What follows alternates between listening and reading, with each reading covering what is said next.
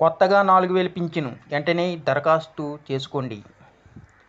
ఆంధ్రప్రదేశ్ ప్రభుత్వం ఎల్లప్పుడూ తన ప్రజల సంక్షేమం కోసం అనేక పథకాలను ప్రవేశపెడుతూ ఉంటుంది. అందులో భాగంగానే ఇటీవల ఎన్టీఆర్ భరోసా పింఛను పథకం కింద కొత్తగా ఒక ముఖ్యమైన మార్పును తీసుకువచ్చింది. భర్త చనిపోయిన మహిళలకు అంటే స్పాంజ్ పింఛన్ కేటగిరీ కింద నెలకు ఏకంగా 4000 పింఛన్ను అందిస్తుంది. ఇది నిజంగా వారికి ఒక గొప్ప చేయూత. కొత్తగా 4000 పింఛను ఎవరికి లభిస్తుంది? భర్త మరణించిన మహిళలకు ఈ పింఛను వర్తిస్తుంది. గతంలో పింఛను కోసం దరఖాస్తు చేసుకునేందుకు కొన్ని నెలలు వేచి చూడాల్సి వచ్చేది. కానీ ఇప్పుడు ప్రభుత్వం ఈ ప్రక్రియ చాలా సులభతరం చేసింది. భర్త చనిపోయిన మరుసటి నెల నుంచి అర్హులైన మహిళలకు పింఛను అందేలా చర్యలు తీసుకుంటుంది. ఈ వీడియోని ఎక్కడ స్కిప్ చేయకుండా పూర్తి వరకు చూడండి. అలాగే ఈ వీడియో కానీ మీకు నచ్చినట్లయితే మీ ఫ్యామిలీ మెంబర్స్కి, ఫ్రెండ్స్కి షేర్ చేయండి. వాళ్ళకి ఇన్ఫర్మేషన్ యూస్ అవ్వచ్చు. అలాగే ఒక చిన్న లైక్ చేసి మా ఛానల్ని సపోర్ట్ చేయండి. ఏపీ పెన్షన్ స్కీమ్ కింద దరఖాస్తు చేసుకోవడానికి అర్హత ఉంటే వెంటనే గ్రామం, వార్డు సచివాలయంలో సంప్రదించవచ్చు. అక్కడ సిబ్బంది మీకు అవసరమైన సహాయం అందిస్తారు.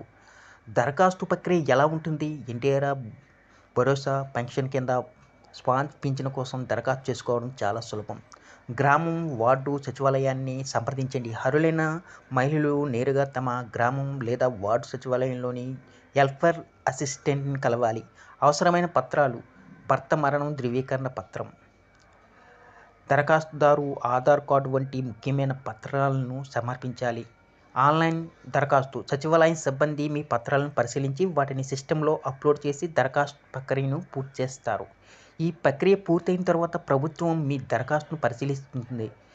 అంత సక్రమంగా ఉంటే తదుపరి నెల నుంచే మీకు నెలకు 4000 పింఛను డబ్బులు లబ్ధిదారుల ఖాతాలో జమ అవుతాయి.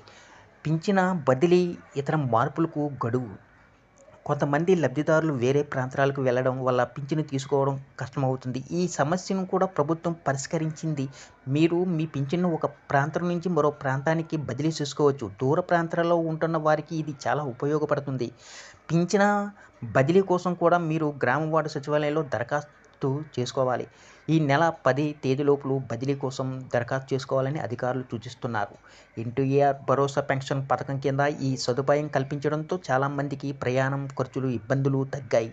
మీరు కూడా పింఛను బదిలీ చేసుకోవాలనుకుంటే సచివాలయంలోని సిబ్బందిని సంప్రదించి మీ పింఛను ఐడి, కొత్త అడ్రస్ వివరాలు ఇస్తే చాలు. వారు మీ పింఛను కొత్త ప్రాంతానికి బదిలీ చేస్తారు.